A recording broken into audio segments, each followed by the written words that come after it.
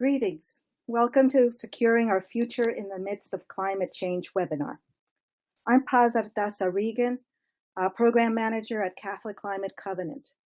I welcome you, and we're going to be getting started. I'm just waiting for a few more folks to get online. Okay. Today we're going to be exploring the connections between international security issues and climate change. And we're going to be looking at the issue through both an international and a global security lens, and that is how climate change impacts the stability, well-being of vulnerable communities worldwide, and also how climate change impacts U.S. national security. Specifically, how climate-related droughts, flooding, agricultural losses, etc., create conflict, displacement, and insecurity, almost as much as terrorism and war. At this point, we're going to get started with a prayer. It is adapted from Caritas Australia, and we're going to get started with my asking us to center ourselves and remember that we are always in the presence of God. And we're going to have a special intention here. We're going to pray first for the Covenant's Executive Director, Dan Misla, and his family as they face the recent loss of their son, Zach. We also pray for all our brothers and sisters around the world who have been and will be directly impacted by the effects of climate change. We pray for all future generations. May they learn from our environmental irresponsibility and be good caretakers, living simply and in harmony with all creation. We pray for all human beings, that we all be imbued with a spirit of concern for the future of our environment, as responsible caretakers, protecting, respecting the gift of creation. We pray for wisdom for decision makers in the United States and around the world, that wealthy nations may make amendments for the harm that they may be doing to the environment, and be creative and just in getting solutions to protect creation and ensure climate justice. For all of these intentions, we hold silently also in our hearts. God of creation, help us to respect and renew the earth and give us peace. I'm going to start us off with some housekeeping. The video is being recorded and will be sent to everyone that has registered. At the end of the two presentations, we will have a question and answer period. You may submit your questions by writing them in the chat box that is on the left hand of your screen. The questions and comments are seen only by the presenters. It does not go to everyone. You may need to scroll down to see the little box where it says type your message here. If you're having audio issues, it may be connected that you're on a Wi-Fi connection and it comes on and off. You may want to try, if you have that audio issue, to connect via phone. We sometimes experience some echoing and feedback in the webinar. We're endeavoring to avoid that issue. However, I apologize beforehand if we encounter it.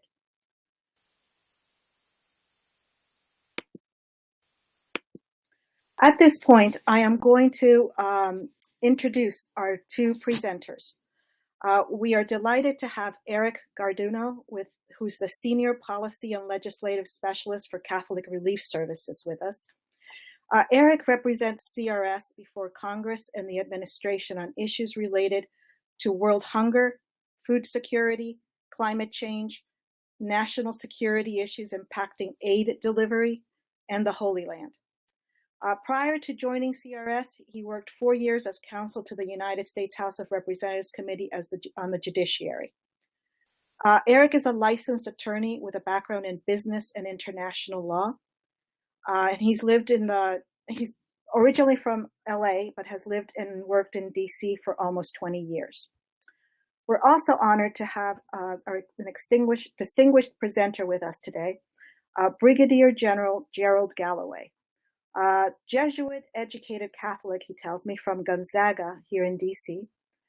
General Galloway is a professor of engineering in the Department of Civil and Environmental Engineering at the University of Maryland, and a faculty fellow of the Texas A&M University for Advanced Studies.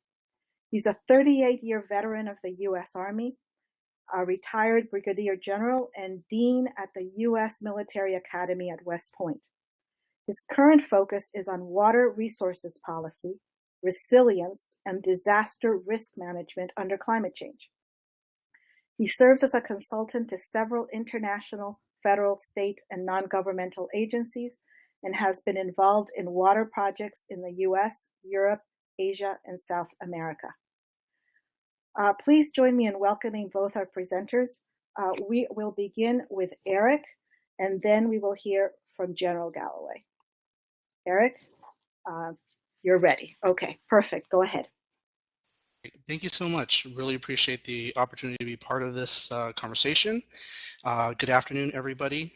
Again, my name is Eric Garduno, part of Catholic Relief Services. For those who aren't familiar with Catholic Relief Services, we are the official international humanitarian and development agency of the U.S. Conference of Catholic Bishops. We currently operate in 112 countries, and we serve about 100 million people across those countries.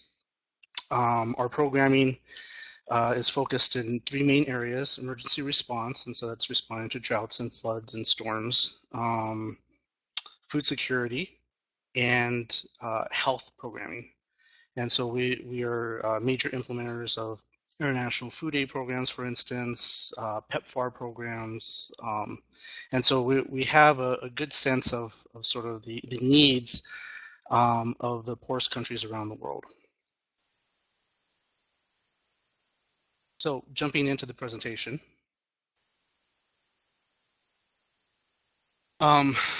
University Notre Dame has pulled together quite a bit of research actually on climate change and vulnerability of countries to climate change.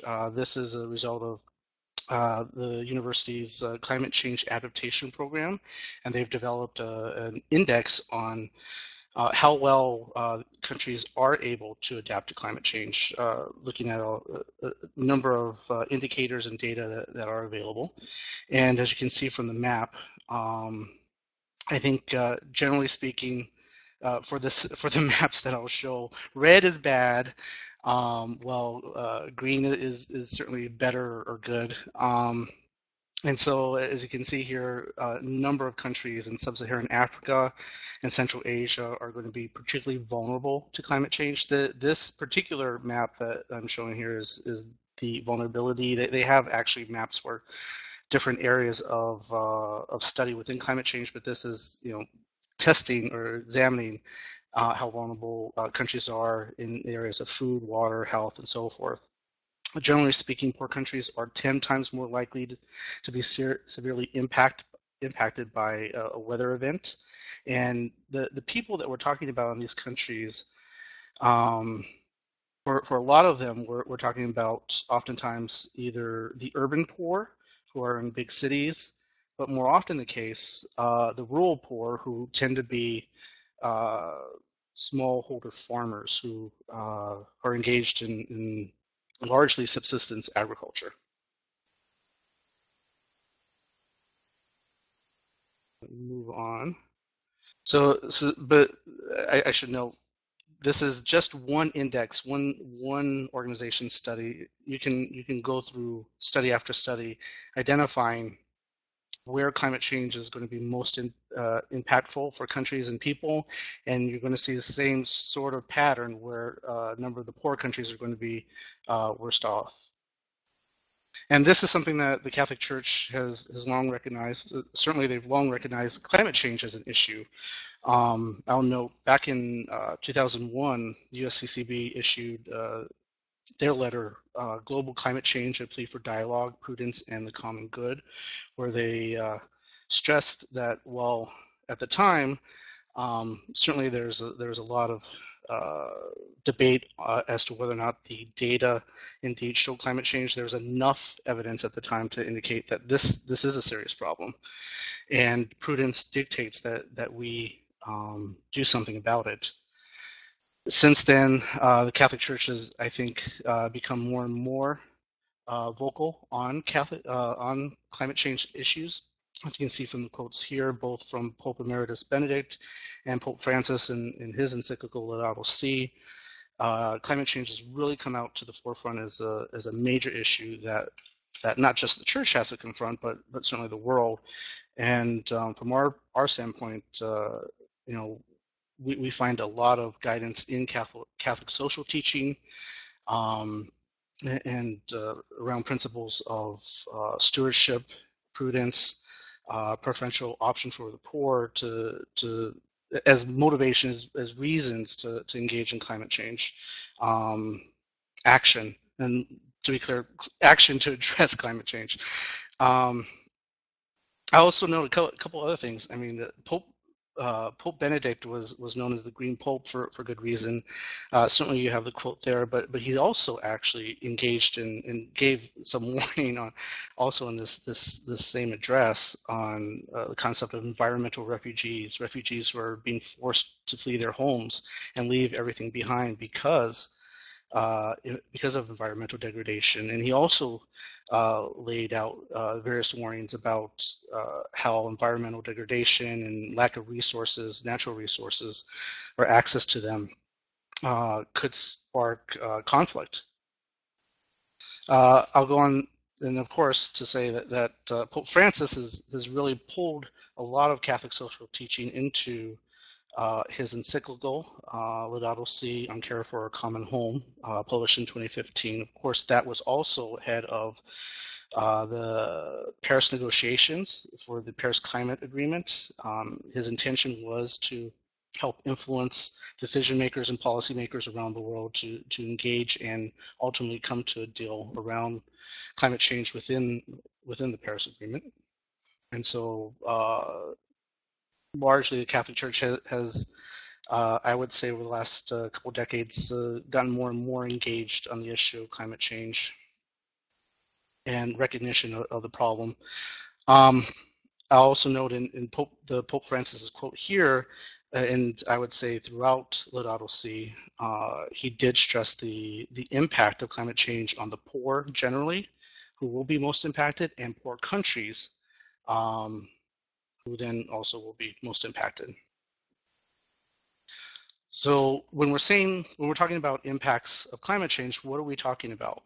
Well, generally, the symptoms of climate change in the countries that Catholic Relief Services is operating in are things like droughts. We're seeing longer droughts. We're seeing more intense droughts, erratic rainfall. Farmers, see rains coming and they start planting, and then all of a sudden the rains stop. And they lose a whole harvest because they were basically tricked by the erratic rainfall. We're also seeing in some places a substantial amount of rain falling in short periods of time, which could lead to flooding, but also this rainfall is no longer spaced out as it had traditionally been, and so they're having a hard time coping with having their crops cope with so much rain to begin with and so little towards the end of the harvest. Storm intensity, we're seeing storm intensities increase around the globe. We're seeing greater incidence of disease. In this case, I would highlight vector-borne diseases like malaria. So the higher average temperatures have allowed vectors like mosquitoes to thrive in regions they weren't as populated in, and so the spread of diseases like malaria are getting broader. Then I would also say it's not just diseases affecting people, but also plants and agriculture, and I'll get to a really good example of that a little bit later. And then another thing to worry about is salinization of fresh water. Rising sea levels are starting to encroach, or at least threatening to encroach aquifers.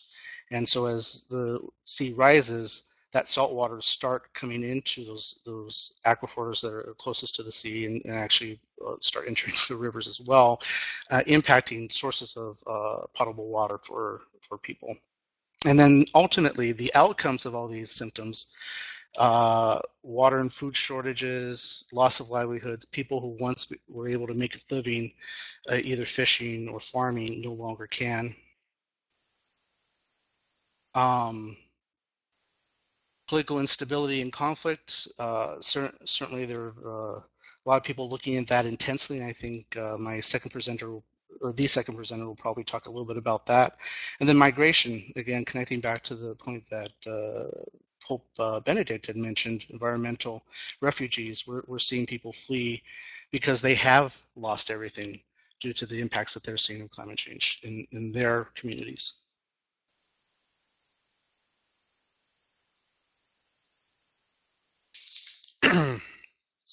So the earlier map was one put together by University of Notre Dame, but this one, this is a map that came out of a study that Catholic Relief Services undertook with the International Center for Tropical Agriculture, CIAT. I should note, I'm going to run through a few real-world examples of what we're seeing or what we predict what we'll see as a result of climate change on agricultural production in some of the poorest countries, in fact, the poorest countries in the Western Hemisphere. So Haiti and Central America. So Haiti is the poorest, followed by Nicaragua, Honduras, Guatemala, and El Salvador.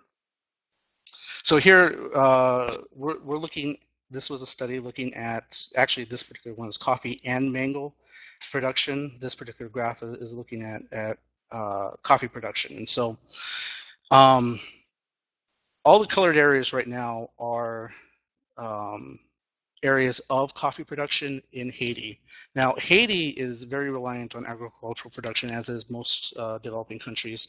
About 25% of Haiti's GDP comes from agriculture, and coffee is a major cash crop for Haiti. And so the areas in red are, as I said, current agricultural production, or sorry, coffee production areas that, and the redder it is, the less likely they'll be able to continue production by 2050 of coffee in those regions. That is a lot of territory, as you can easily see in the graph there. For a lot of these farmers, if they're not going to be able to earn their livelihoods from coffee, that's going to put additional economic and political pressure on the Haitian government. Our objective as a relief and development agency is to help these farmers transition, adapt practices, adapt new techniques, in some cases adapt new crops, help them diversify so that they can continue to make a livelihood off the land that they do have available to them. But as you can see, for coffee farmers, it's going to be a challenge. The problem is widespread in Haiti, and I'll also note the green areas, places where coffee production is going to increase. Those are some of the higher elevation areas. Some of the few areas where there's still forest actually in Haiti. I think many people probably are aware that Haiti has suffered from significant deforestation. And as time goes by and coffee production decreases in lower lying areas, and those are the red areas, there's going to be additional pressure to cut down those forests and move coffee production into places where it will still grow. And so that's something is a major concern that we have, and that generally we should be aware of, because ultimately these forests serve a number of purposes. Probably one of the more important ones is it is the mechanism by which local aquifers, local watersheds are recharged. And as forests get cut down, there's less ability then for the land or for the aquifers to be recharged, leading to less fresh water being available for just human consumption. Similarly, we did a study with CIAT in Central America looking at maize and bean production. This particular graph is showing you areas within Central America where bean production is currently employed. I should note the red and yellow areas, or orange, depending on what your your monitor may be showing, are the areas of current bean production, while the green areas are actually areas of forest and current ecological preserves. And so what we're looking at here is in the red areas through probably the end of the 2020s, we'll see significant reduction in production of beans, and in many cases, they won't be able to grow beans there any longer. In the yellow areas are, again, this is an area where bean production is common within Central America. And if farmers take proactive measures, we believe that impacts of climate change on their production will be minimized. And so those are the areas we're focusing on through our projects to try to help farmers adopt new approaches in agriculture that would help save their livelihoods, their ability to feed themselves.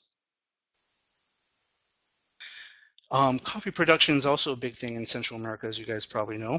And going to the point I raised earlier about diseases, not just impacting people, but also impacting plant life. Some of you may have heard that there is a disease called coffee leaf rust. People in Central America call it roya. It is a disease that attacks coffee plants, and the disease thrives in warmer temperatures. This disease has been around for ages, but we are seeing it spread higher up the mountain as average temperatures increase.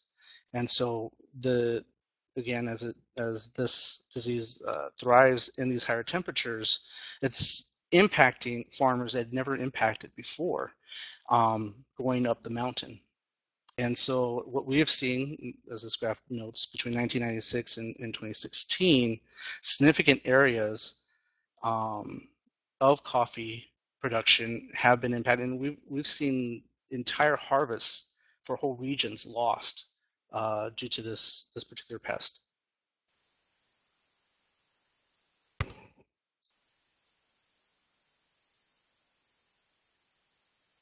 I'm sorry, I'm seeing a bunch of questions on the side. I will get to them as I can at the end, but I see some very important points like pigeon peas, definitely something that we're utilizing in a number of places. But let me just cover a couple things here. Going back to Laudato Si for a second. While Laudato Si, I think, did a very excellent job of connecting the concepts of stewardship and environmental protection and addressing degradation of the environment to our Catholic social teaching, it also had very specific suggestions. And I was actually, as I read it, kind of surprised at how, I wouldn't say prescriptive, but how many different ideas were discussed on ways to address climate change. And I'll note just a few things that I think are relevant for this particular conversation, and that's, this first point here, enforceable international agreements. Going back, I guess what I would say is it translates to the Paris Agreement ultimately, which we'll talk a little bit more about later in the presentation. And then it also talks about dealing with conserving energy and ways to improve recycling, improve energy usage, reduce carbon emissions, greenhouse gas emissions in the process as well. Actually, he went on for quite some time talking about different ideas in that realm. But he also, going to the areas most impacted, the developing countries, he highlighted how poor countries are going to be particularly impacted by climate change, precisely because of the things we're talking about already, and that's impacts on local agricultural production, access to water, and he really, I think, made a plea for spending quite a lot of focus on helping developing countries adapt to climate change, and in some cases that work will have to be done in partnership with rich countries and organizations like Catholic Relief Services that are funded by the U.S. government and by largely Catholics here in the United States to go out and sort of show the new ways of doing things, better ways of doing things. And so some of the stuff that we're talking about, that we're doing, I should say, in these countries, I mean, this particular slide indicates water smart ag. There's a lot of different labels sort of thrown out there. There's climate smart agriculture, sustainable agriculture, as Pope Francis mentioned in Laudato Si, conservation agriculture. I think the basic take home for however you want to call it is improving the amount of moisture, water in soil, and improving soil quality. And that's done through very very practical means, things that U.S. farmers have been doing for a long time, but hasn't necessarily been adopted around the world. And things like shade cover. So if we're talking about, again, this is all in Central America, and this is actually these particular photos are helping coffee farmers. And so going back to the point of coffee farms being impacted by higher temperatures that would allow this coffee leaf rust to penetrate the area, we're encouraging a number of farmers to adopt tree cover as a way to reduce the average temperature for their farms. So sort of this look at microclimates. We may not necessarily be able to affect the entire region, but we can affect their farms so that enough so that they are able to keep this coffee leaf rust at bay. We're also looking at trying to get water to penetrate better into the soils. Infiltration ditches is one way. So when rain does come, these ditches help collect that water and get that water seeping more into the ground, so it's available longer throughout the year, and so they can make use of that water in agriculture. Also, in our water smart ag work in Central America, we're using live barriers. These are plants, vegetative cover that we're planting on hillsides to help slow water runoff. That helps reduce erosion. It helps the water percolate better into the ground. We're also using ground cover. This is the second photo on the slide. That helps retain the moisture in the ground. And in some cases, the ground cover is live. Somebody had mentioned cowpeas earlier, and that would be one of the examples of live ground cover, where in fact not only does it provide ground cover, which helps protect the moisture in the soil, because the soil is no longer exposed directly to the sun or to the. It also provides farmers a second source of a nutritious crop. The cowpeas themselves are very high in protein, and there's other cover crops that we've introduced in various places as well. This also, ground cover could be dead vegetation that was cut down. Just sort of the natural pruning of some of these plants provides that. And so that we lay that on the ground as well to help protect the moisture. And what we're seeing as a result of this, some of this work is not only having these farmers better protected against the impacts of climate change, but actually their soils are improving. Access to water is improving, and that's improving yields. And so this is data from our projects in Central America between 2015 and 2016, as we introduce these different techniques in farmers or with farmers. They're seeing their numbers, their production numbers increase significantly in some cases, most cases actually. I actually had the opportunity to visit some of our work in Central America just this last April in Honduras and in Nicaragua. And the coffee farmer I had met in Honduras, he was telling me that essentially his production has doubled thanks to some of these techniques, these and a few others that we've introduced to him. I will note that these programs are development programs. What we in sort of the international aid community call development programs. They're long-term, they're multi-year, 4 or 5 years. It takes a while for these programs oftentimes to show results. And I'll note a couple of reasons. One, development programs are largely about behavior change, and behavior change does not come easy. farmers do not, or anybody, I should say. I'm still trying to keep myself from eating, donuts. So, um, it's an important behavior change for me to ultimately adopt. For farmers overseas who have been doing agriculture in certain ways in Central America, there's actually a lot of slash and burn agriculture still practiced. For people who are doing agriculture, growing the same way that their parents grew, that their grandparents grew, and for them, you know, over generations, these techniques have worked, and so for them to be willing to adopt something new is a big step. Now, the increasing impacts we're seeing from climate change are certainly encouraging more and more farmers to look at this.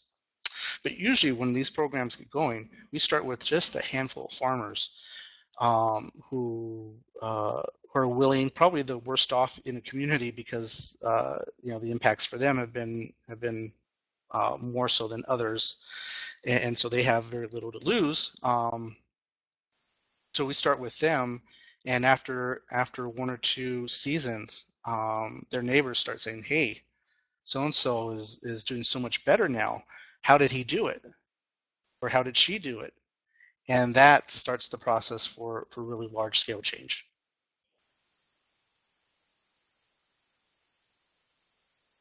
I'll note we're doing this work not just in Central America, but throughout the world. These are two examples of some of the large scale work that we're doing to change agricultural practices in Niger. The bottom left-hand image in the background, I hope everybody can see, those are sand dunes. That's essentially the start of the Sahara Desert. We've been able, this vegetation here in the foreground were sand dunes 3 or 4 years ago. We've been able, using some of these practices, reclaim the desert for agriculture, which is, to me, astounding, almost a miracle. Similarly, we're seeing great results in terracing work we're doing in Ethiopia. And I can go on and on. We're doing this work in Malawi, in Madagascar, in Indonesia, and we're seeing results. So at the end of the day, though, to make this happen, to sort of bring it back home, I guess, to the point of this whole conversation, that is the impacts of climate change around the world, how it's hurting people, but also, now that I've introduced you to ways that we can help them adapt to the impacts so that the migration or the conflict is less likely. One of our main policy goals is maintaining current U.S. foreign assistance funding. Many of the projects I just went through are projects funded by the U.S. government through some of their major agricultural programs like Feed the Future and Food for Peace. And that funding, unfortunately, is under threat. The current administration has proposed significant cuts to both those programs I mentioned, as well as other very critical foreign assistance programs that we need your support, your help in trying to turn the tide on. We would love to see the U.S. provide support specific to climate programming. Green Climate Fund or bilateral programming tied to climate adaptation would be great. We're trying to keep the conversation going on the Paris Agreement, which is ultimately the main mechanism to reduce greenhouse gases that is driving climate change around the world. And then it's really important that we start changing the conversation here in the United States in particular. Climate change, unfortunately, has gotten wrapped up in a lot of sort of partisan politics, and it doesn't need to be. It never should have been. This is not a partisan issue, and one of the things that we're doing is trying to support a group of members of Congress who've come together with a Climate Solutions Caucus. These are members, both Republican and Democrat, who acknowledge that climate change is happening and want to do something about it. And so what I would encourage anybody who to get more engaged in these sort of things. Join Catholics Confront Global Poverty. If you're in a university, join or start a college chapter. We have a university outreach program, and they have gone forth with a program called I Am Climate Change. And overall, we'd love for you guys, for everybody to learn more and get more involved generally. Happy to answer questions again. There's a lot of questions that popped up, so ultimately I'll get to them as I can, probably at the end of the presentations. Right. Thank you, Eric. At this point, I'm going to call on Jerry to start us, and yes, the questions will be at the end. I know that we're running a little late, but hopefully everybody can stick around. Jerry, there's Eric's email if you all need it, or you can, I will also put it in the chat box. Jerry, sir, go ahead. Thank you all very much, and thank you, Eric. That was you really are the main act, and I'm the warm-up band because you're at the heart of where the problem is. How do you help people who are in need and keep their problems from becoming international issues that put us in a state of conflict in one form or another? So I'd like to talk about why the military is concerned about climate change, and to tell you that they are, in fact, are concerned about it, from the Secretary of Defense Mattis down to soldiers and sailors you'll see around the country. This is an interesting story. If I were to go back to a movie that many of you may remember, there was a woman called Dorothy, and she found herself in some strange land and said, "Toto, I don't think we're in Kansas anymore." Well, let me tell you, based on what we've seen, the military has looked forward, the analysis we do, the 21st century is not Kansas anymore. It's a new world, and you can see the features up there that are causing us some interesting challenges.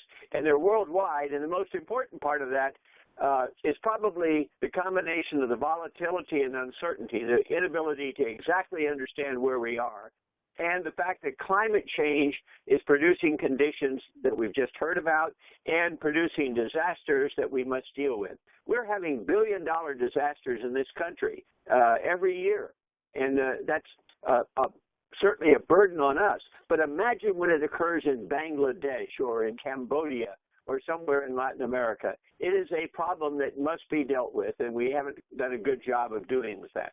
My bottom line up front, the military believes as a whole that climate change is real. The military is not science. I'm not a scientist. I'm an engineer, but we're willing to listen to the 97%. I'm sorry, that does make sense to me. When 97% of my colleagues are saying this, when two major studies have been done at the national level by the best scientists in this country, and they say climate change is occurring, then we in the military say we've got to be ready to deal with that. And the second part of that, climate change is a national security issue that affects the lives and well-beings both here and at home and in the world population. You've just seen what is happening in places where it is the hottest, where it is so difficult for people to grow crops and to survive. That picture down at the bottom is what happens when soldiers are dealing with conditions that we've not seen in years, and you're dealing with a world in which your operations have to be conducted under a different series of environments. The givens. You rely on the military for security at home and abroad. Whether you know it or not, that's what happens. We've been very lucky in this country because we've had a military that's been able to help ourselves, but more than that, to help people abroad. A lot of the regimes that exist in countries are acting as they do because the military of the United States has been there, has helped them, has worked with them, has set the tone. We have a large military force with installations around the globe, and you're paying for that, and that's a drain. It's a trade-off against many other things we do. So every dollar that's spent there ought to be ready to be spent well now and be able to deal with the future that we will see in the years ahead. You expect us to be ready to carry out the missions. You would be disappointed if something happened and the military didn't have a plan for it, and that's what we've got to be ready to do, is to understand how climate change impacts that. So what's national security? And this is just a definition. I leave it. You'll have it when you get the slides. But it's really saying we have a military or defense advantage over any foreign nation or group of nations. We want to be ready to let the United States approach to certain things be useful in helping ourselves and other nations move forward. We want a favorable foreign relations position, and the military certainly is a supporter that national security is not military power alone, but military power, diplomatic approaches, and what we just heard is providing support to the people that need it the most. And we want to have a defense posture that can take care of hostile and destructive action from within or without. And it's a changing world, as I noted in the beginning, where it's no longer state on state, it's asymmetric warfare, it's all of the challenges you see, and climate change just makes that worse.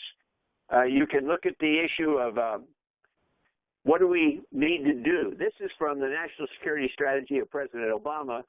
President Trump has not put out his things to do yet, but I will mark that they will probably be very close to the same. We want to have a strong national defense. We've got to have homeland security that is backed up by our military. Terrorism abounds. We want to prevent conflict, which means the capacity to prevent that conflict rests with, do we have an economic sustainability in many of these countries? We want to stop the spread of weapons of mass destruction. And we've got a lot of places in the world that we share with other countries. How are we dealing with that, including the issue of global health security? Pandemics can hurt us as much as weapons can hurt us. And then obviously confront climate change. And again, if you read the testimony of Secretary Mattis, you read the testimony of others in the Defense Department before the Congress, they have not moved away from the need to consider climate change and the actions of the military as we move forward. What does climate change do for us? Well, climate change creates these conditions of instability that can lead to conflict or commitment of military forces. People talk about water as a conflict generator. We haven't had many wars over water, but we've had a lot of tension around the world created by absence of water, the shortage and arguing over who has access to what, and the economic consequences that result from that. But climate change is a threat multiplier. It makes bad situations worse, and we need to understand that. It increases the complexity of the operations that the military have to perform. What might have been simple before becomes much more complex when you're dealing with massive flooding, you're dealing with drought, you're dealing with the inability of people to move into an area because that area doesn't have the same topographic response. It alters the nature of the battlefield. And I'll come back and talk about a couple of these, and it affects the viability of our very large military infrastructure. It requires assistance to us, from us to our partners and others to identify how we reduce the potential human and military stress. If we are working, and we are working all around the globe with other militaries, if we can get those countries to consider and understand what we're doing in this country, then we can be a great example and we can help them to reduce the challenges they face, which goes back to the first, reducing the potential for threat, the instability that is created by climate change. We know that drought is creating migration. We know that drought's creating all sorts of increased poverty. All of that leads to instability. This creating the conditions of instability, we've seen that, the Arab Spring, we've seen the drought in Syria. We have major challenges in the Arctic. Most people don't even think about the Arctic, but I'll come back and talk about that. There are challenges that we have to deal with in doing and working in an area that we haven't been working with before. We see, and I would argue that the scientists are coming around and telling us what's causing and what causing climate change and some of the predictions that of where it's going to go. And again, we'll never have an accurate, 100% accurate idea of exactly what the temperature rise will be in the next 15 or 20 or 30 years, but we're getting better and the bands are more reasonable. Population has grown, and we know that it's happening all over the world, and unfortunately the people that are growing into this increased population are in vulnerable areas. Urban areas are growing more crowded. We see it, what do we see? We see climate change affecting people along coastlines, sea level rise, and where are the people going? People are moving to water. We're not able to accurately deal with the water, food, energy crises. It becomes more of a concern. We've already talked about, Eric mentioned the desal issue. How do you get water to people that need to grow crops? The infiltration, the intrusion of salt water into areas near the coastlines. All of these things are problems for us that make it more complex. We're moving away from the nation state, and again, the issue of cascading impacts. If one country is having a problem and suddenly there are people lined up at the borders, we've seen this in the European situation in one form, but in other areas we don't even see in Africa and Asia, where people are moving to the borders, and what does it do to the countries around? How does it affect their challenges? It increases the scope and extent of our missions. Where conflicts are and there are increased tensions, we're going to have major problems. It's going to make it difficult for the military to be prepared to handle all the challenges that exist. What size military force do we have to be? We're not the world's policeman, but we're certainly the world's helper in many cases. Where disasters are occurring is changing. What the nature will be. U.S. is seen as a global 911. Our hospital ships have been in many places in the world. HADR, humanitarian assistance, disaster recovery. Who is called? When the Philippines had the major typhoons, who was there? The military of the United States. And that's going to continue to be the case because we have the mobility, we have the talent, but when you put this on, it increases more, it stretches the mission capabilities of the military, and we need to know and understand that. It alters the nature of the battlefield. A wonderful quote from an old field manual of the military that weather and terrain drive the way you fight wars. Floods and severe storms eliminate the ability to conduct battle operations, to put aircraft into the air to support operations.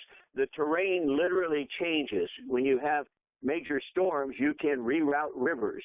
Weather changes make it difficult to conduct operations, increase fog. I was in New Orleans yesterday in the middle of the tropical cyclone, and all of a sudden it goes completely dark because there's so much fog and weather. That makes an influence on the battlefield, and that's happening more and more often now. And the resource availability that comes about as a result of this.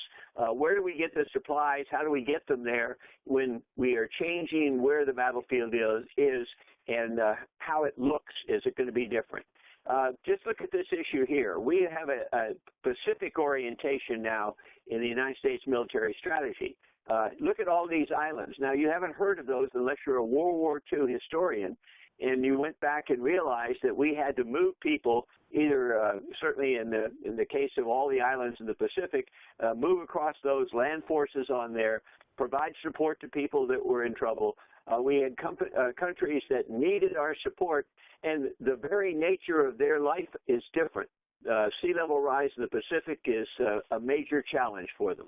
And I'm not sure how in every case they will operate, but I've been working with the government of Singapore. That's an island, and as sea level rises, they've got to have ways to adapt, and we're seeing that, and our military must be prepared to take that into consideration as they do their operations, and are they prepared to deal with that?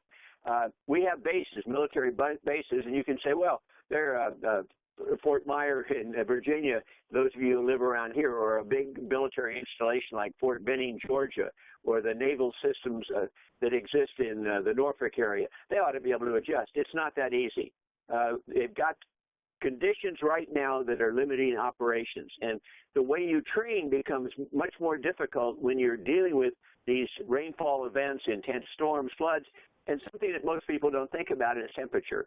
Our bodies don't do as well. I was in Portugal last week. They were reaching 104, 105 degrees, 60 people killed in wildfires that come out of these intense changes in temperature. And how are we going to operate? We can't have soldiers and sailors training when it's overly hot, and we have to know we're going to fight if we have to fight in those kinds of conditions. So are we ready for that? A couple of examples of that. One is the major changes in the Arctic. As we see the Arctic ice disappear, what are we seeing? People wanting to go through there and use that as a transit capability. The Chinese have done that. We've actually had cruise ships try and go through there. And the question I'd ask is, imagine that a cruise ship gets stuck and is caught in the ice. Who's going to get them out? Do we have the right number of icebreakers? Do we have the support system we have? We and some of our neighbors are working together to deal with this. The Russians are certainly involved in this. How are we going to adjudicate the use of that, and who has responsibility for what resources are there? You see 1/3 of the world's gas reserves. We don't know a lot about what's up there. And so how are we going to deal with this?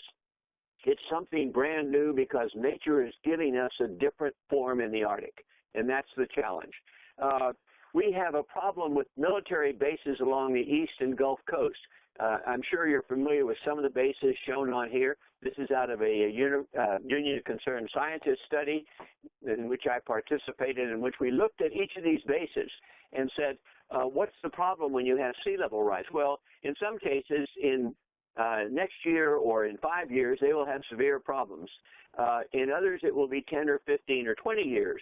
And every one of these bases is surrounded by a civilian community that relies on the base, and the base relies on the civilian community. So it is, how do we deal with the changes that are going to occur at each of these bases as a result of climate change over the years? Do we have the funds in the program? Do we know how we'll handle it? Do we want to relocate to some other location? All of these things have to be taken into consideration. This happens to be the area around Norfolk. Norfolk suffers from the fact that it is subsiding. The Naval Air Base, which is in the center, and the Naval Station, which is in the center, both of them are on land that is subsiding. The sea level is rising. Right now, there are many days during a month when they can't get from one part of the station to the other as a result of what was originally nuisance flooding and has now become almost disastrous flooding. But again, they're surrounded by people in the local communities, and in many cases, who are the people that live in the lowest areas? The people that have the least ability to deal with that. That when your basement floods, perhaps you can call in Service Master to pump it out.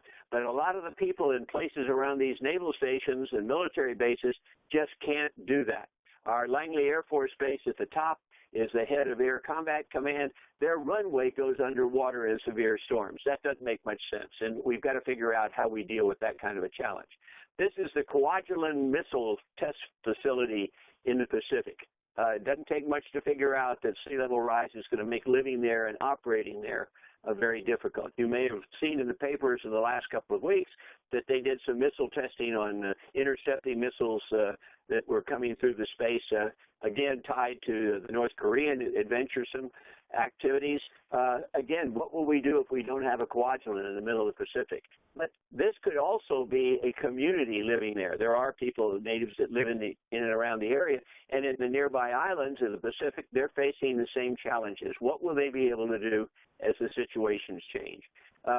We need new kinds of equipment to deal with new kinds of beaches, heavier storms, higher seas. All of these things will require the military to look forward and you to expect the military to be better prepared. Again, just like we saw the advantage of having examples from Central America on how you farm, the same thing can apply some of the things on how you get water, where you find methods of getting resources other than fuel to operate activities. Those things, renewable energy, can be applied to the military, and they can be applied to those less able to handle that. We can carry this forward and make a difference in communities. So what do? The most important thing for everyone, and it doesn't apply just to the military, is to know and understand what the risks they face with climate change. Plan to operate in a new environment, which means you have to think about it and take the steps. Ensure your sustainability of infrastructure. If you live anywhere in the United States, you're at risk in some form or another of an impact of climate change, whether it's the fact that you're locked in an apartment building that doesn't let the windows open and we're going to have hotter conditions, and when the air conditioning goes out, you're in trouble, or you're living in a place where you're going to see more flooding and you don't have another place to move. All of those things have to be ensuring that the infrastructure you have is able to take care of and adapt to the future.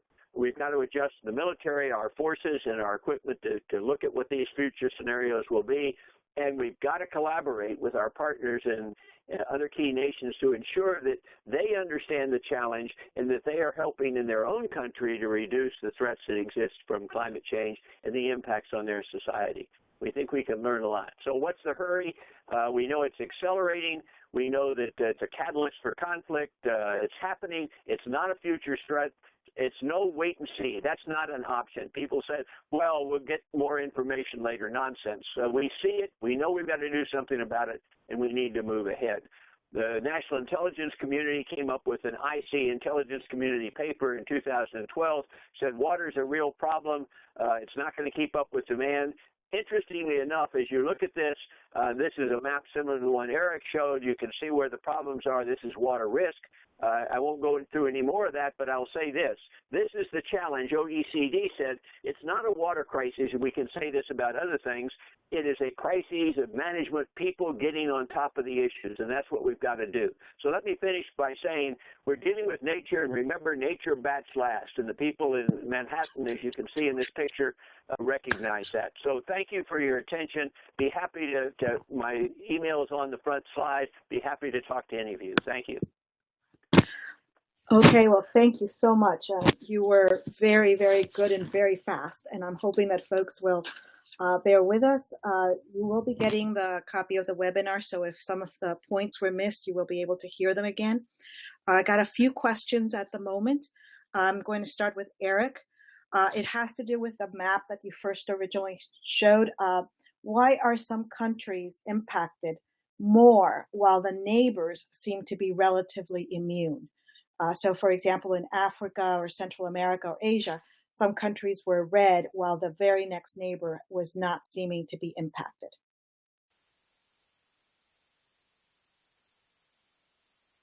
Again, that data was pulled together by the University of Notre Dame, looking at, I believe it was 177 different indicators. So, differences in those indicators certainly are going to be a factor. Which ones in particular countries, I don't know. I would venture to guess generally, though, a couple of things. One, climate change impacts are going to be different from country to country, region to region, and countries within regions are going to see differences in impacts depending on a number of different environmental factors. And then additionally, part of that data set is also looking at the ability of countries to deal with the impacts of climate change. Not just are they going to see major effects, but are they going to be in a position to actually respond to those impacts? Okay, and that's going to be different from country to country as well. Right, exactly. The next question, it's for Jerry. What did you mean when you said that that now we are moving away from the nation state? I think there's a clarification question. Those who go back in history, the military historians or national security historians look on, it's France versus Germany. It's one country versus another.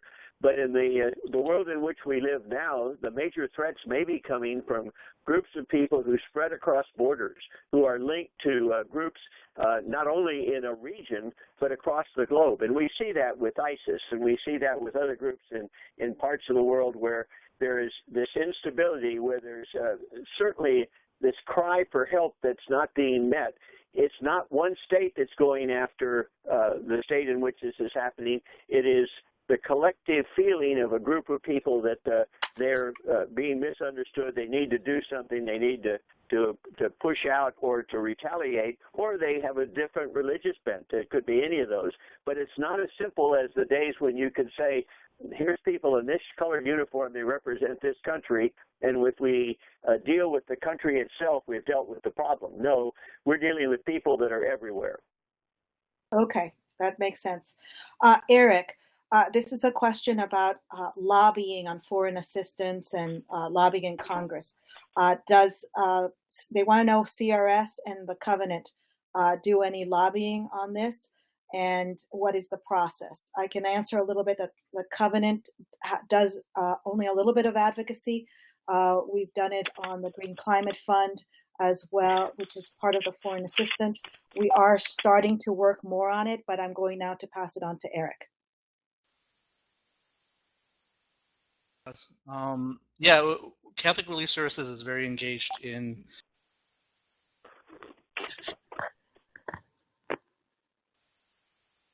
Eric, we're losing you.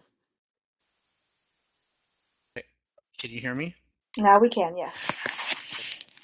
I'm not sure what to make of this, but the icon for my mic is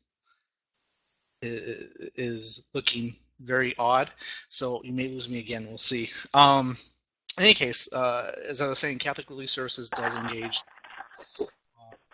efforts to educate Congress on the importance of foreign assistance. We regularly go to the Hill to present where things stand in the projects that we're implementing and how it's helping people better their lives, the work that we're doing that's funded through the U.S. government.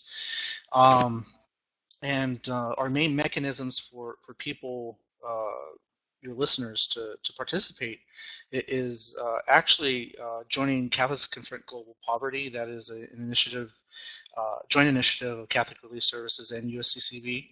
And in that, we are focusing a lot of our attention these days on foreign assistance funding generally, since that has, like I mentioned earlier, is under threat given the recent budget proposal by the administration.